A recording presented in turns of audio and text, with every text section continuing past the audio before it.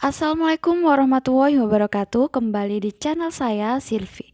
Di video hari ini kita akan membahas contoh soal kompetensi teknis P3K untuk jabatan pengadministrasi perkantoran part 4.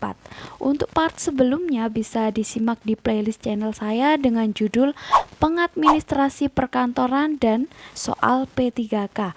Untuk linknya nanti akan saya cantumkan pada kolom deskripsi video ya.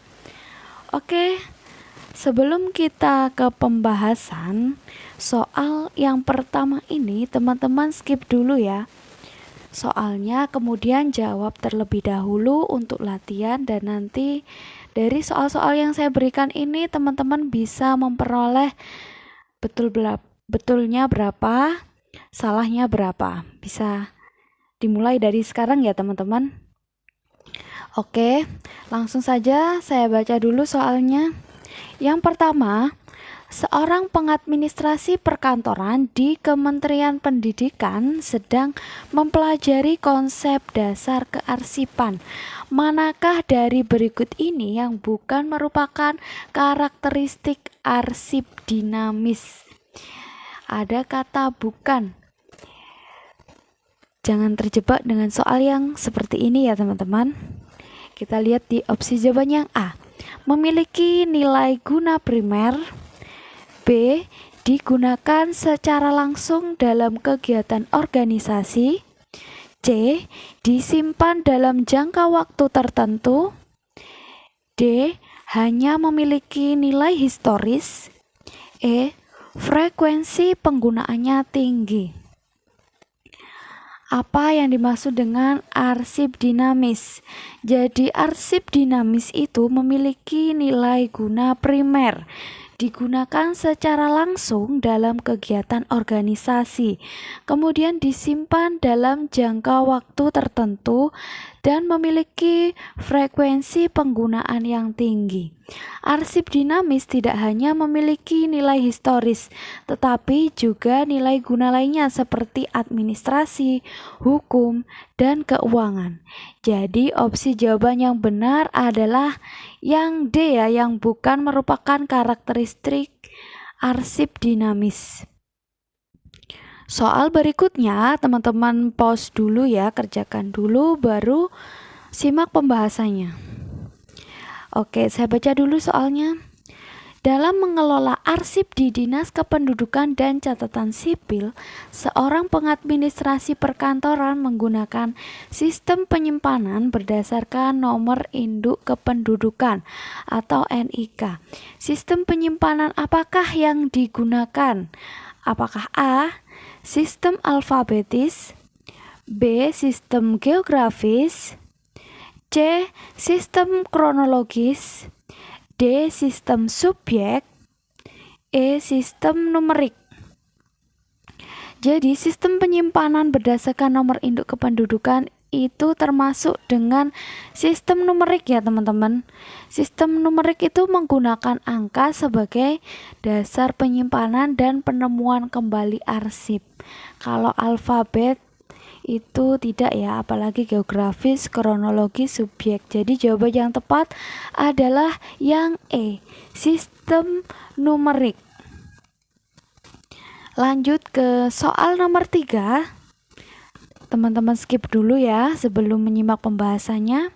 Kerjakan terlebih dahulu. Oke, saya baca dulu soalnya ya. Pengadministrasi perkantoran di Badan Kepegawaian Daerah sedang mengimplementasikan sistem pengelolaan arsip elektronik. Manakah dari berikut ini yang bukan merupakan keuntungan dari pengelolaan arsip elektronik? Ada kata bukan. Diperhatikan ya teman-teman, berarti yang salah ini. Apakah A. Menghemat ruang penyimpanan fisik, B. Mempercepat proses temu kembali arsip, C. Mengurangi risiko kerusakan arsip akibat faktor lingkungan, D. Memudahkan akses arsip dari jarak jauh, dan E. Menghilangkan kebutuhan akan backup data. Jadi yang betul adalah yang E ya. menghilangkan kebutuhan akan backup data. Pengelolaan arsip elektronik tetap membutuhkan backup data untuk mengantisipasi kehilangan atau kerusakan data digital. Keuntungan lainnya seperti menghemat ruang, kecepatan temu kembali, penggunaan resiko kerusakan fisik, dan kemudahan akses jarak jauh adalah benar. Jadi, yang bukan merupakan keuntungan dari pengelolaan arsip elektronik adalah yang menghilangkan kebutuhan akan backup data. Karena arsip digital itu juga masih membutuhkan backup data, bukan untuk menghilangkan backup data ya teman-teman. Jawabannya benar adalah yang Bisa dipahami ya. Soal nomor 4, teman-teman skip dulu ya. Saya bacakan soalnya. Seorang pengadministrasi perkantoran di Kementerian Keuangan menemukan arsip yang memiliki nilai guna fiskal, legal, dan administrasi. Berdasarkan teori nilai guna arsip, jenis nilai guna apakah yang dimiliki arsip tersebut? Apakah A. Nilai guna primer, B. Nilai guna sekunder, C. Nilai guna tersier, D. Nilai guna kuarter, E. Nilai guna permanen. Yang betul adalah yang A. Nilai guna primer. Arsip yang memiliki nilai guna fiskal, legal, dan administrasi termasuk dalam kategori nilai guna primer. Nilai guna primer itu adalah nilai guna arsip yang didasarkan pada kegunaan arsip bagi kepentingan lembaga pencipta arsip. Jadi untuk jawaban nomor 4 adalah yang A, nilai guna primer. Lanjut ke soal berikutnya. Dalam menerapkan sistem penyimpanan arsip di Dinas Pertanian, pengadministrasi perkantoran menggunakan metode penyimpanan berdasarkan wilayah kerja. Kalau yang tadi berdasarkan numerik ya. Kalau yang ini berdasarkan wilayah kerja. Sistem penyimpanan apakah yang paling tepat digunakan? Apakah A. Sistem alfabetis, B. Sistem geografis, C. Sistem kronologis, D. Sistem subjek, E. Sistem numerik. Jawaban yang tepat adalah yang B. Sistem geografis. Sistem penyimpanan berdasarkan wilayah kerja termasuk dalam sistem geografis ya. Sistem geografis itu menggunakan nama tempat atau wilayah sebagai dasar penyusunan dan penemuan kembali arsip. Bisa dipahami ya teman-teman? Soal nomor 6, teman-teman pause dulu, teman-teman kerjakan dulu, kemudian simak penjelasannya ya. Oke. Saya baca dulu soalnya. Pengadministrasi perkantoran di Badan Pusat Statistik sedang melakukan migrasi arsip dari format fisik ke format digital. Manakah dari berikut ini yang bukan merupakan tahapan dalam proses digitalisasi arsip? Apakah A. Pemindaian atau scanning dokumen, B. Pengindeksan metadata, C. Penyimpanan dalam sistem manajemen dokumen elektronik, D. Penghancuran seluruh arsip fisik setelah digitalisasi, E. Pengujian kualitas hasil digitalisasi. Jawaban yang tepat adalah yang D. Penghancuran seluruh arsip fisik setelah digitalisasi. Penghancuran seluruh arsip fisik setelah digitalisasi itu bukan merupakan tahapan wajib dalam proses digitalisasi arsip.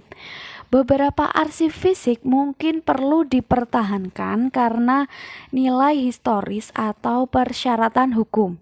Tahapan lain seperti pemindaian, pengindeksan, penyimpanan digital, dan pengujian kualitas adalah bagian dari proses digitalisasi yang benar. Jadi jawaban yang tepat untuk soal nomor 6 adalah yang D. Lanjut ke soal berikutnya. Seorang pengadministrasi perkantoran di Kementerian Luar Negeri menemukan arsip yang berisi perjanjian internasional tahun 1945.